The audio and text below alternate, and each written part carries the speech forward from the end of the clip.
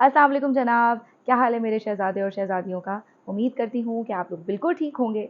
आज की इस वीडियो का मकसद ये है कि आपको ये बताया जा सके कि ऑडिट की तैयारी किस तरह से करनी है। देखें, ऑडिट से बहुत ज़्यादा बच्चे डर जाते हैं और ऑडिट को बिल्कुल कहते हैं एंड पे जाके करेंगे और ऑडिट को हमने हाथ भी नहीं लगाना। इस दफ़ा ऐसा हुआ कि वो जो आपकी FAR 1 और FAR 2 वाली जो पॉलिसी ICAP की आ गई कि जी FAR 1 पास हुए बगैर आप FAR 2 अटेम्प्ट नहीं कर सकते, इसकी वजह से बहुत से बच्चों ने मजबूरी में इस दफ़ा ऑडिट उठाया। ऑडिट से डरने की आपको बिल्कुल ज़रूरत नहीं है। पहले भी मैं अपनी वीडियोस में ये कह चुकी हूँ कि ये एक हल्क है, आगे बढ़ के इसको गले लगाएं और आगे बढ़कर इसको हल्क से इंसान में तब्दील कर दीजिए, क्योंकि इंसान को हैंडल करना तो थोड़ा सा कंपैरेटिवली आसान होता है। अच्छा, अब ऑडिट की तैयारी कैसे की जाए? देखिए, डेली बेसिस के ऊपर आपने लेक्चर्स अटेंड करने हैं। अगर आप ऑनलाइन लेक्चर ले रहे हैं तो बहुत ज़्यादा मसला ये हो जाता है कि ऑनलाइन लेक्चर बच्चे डेली बेसिस पे नहीं लेते। मैं अपनी ऑनलाइन की क्लासेस में हमेशा ये सख्ती करती हूँ कि मैं रोज़ाना मैसेज करके ग्रुप में पूछती हूँ कि जी आज किस किस ने क्लास ली, अटेंडेंस लगवाइए। और जो बच्चे क्लास अटेंड नहीं करते मैं उनको काफ़ी जो है वो ज़रा प्यार से ज़रा डील करती हूँ। सो ऑनलाइन के अंदर आप रोज़ाना क्लास लीजिए, ऑन कैंपस ले रहे हैं तो वैसे भी आप रोज़ाना ही क्लास ले रहे होंगे। उसके अलावा डेली के जो आपका लेक्चर है, वो डेली का लेक्चर आपने डेली रिवाइज़ करना है। लेक्चर के नोट्स बनाइए लेक्चर के दौरान।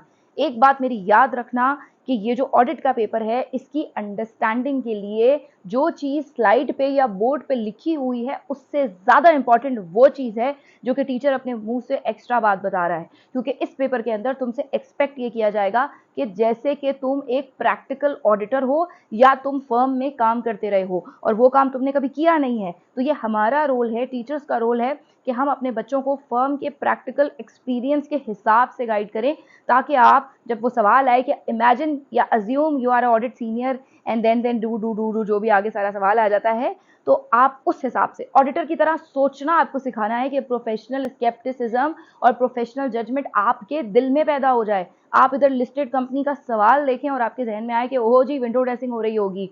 आप इधर देखें कंपेटिटर आ गया है, आपके जहन में फौरन से आए कि उन्होंने सेलों को ओवरस्टेट किया हुआ होगा और इनकी ऑब्सोलीट इन्वेंट्री पड़ी होगी जिसका राइट ऑफ जरूरी है।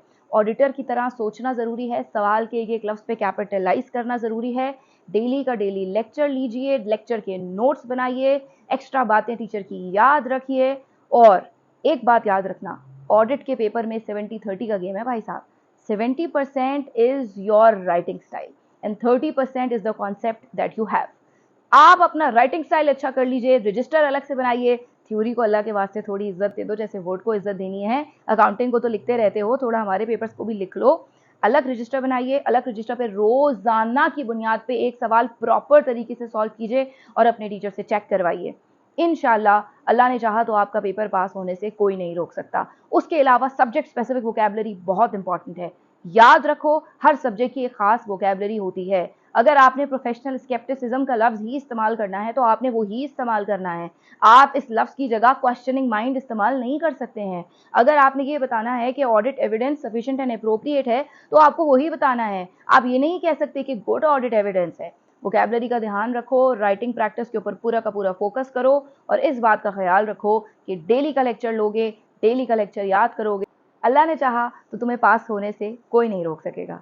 अल्लाह ताला तुम्हारा हामी नासिर हो। अल्लाह हाफिज।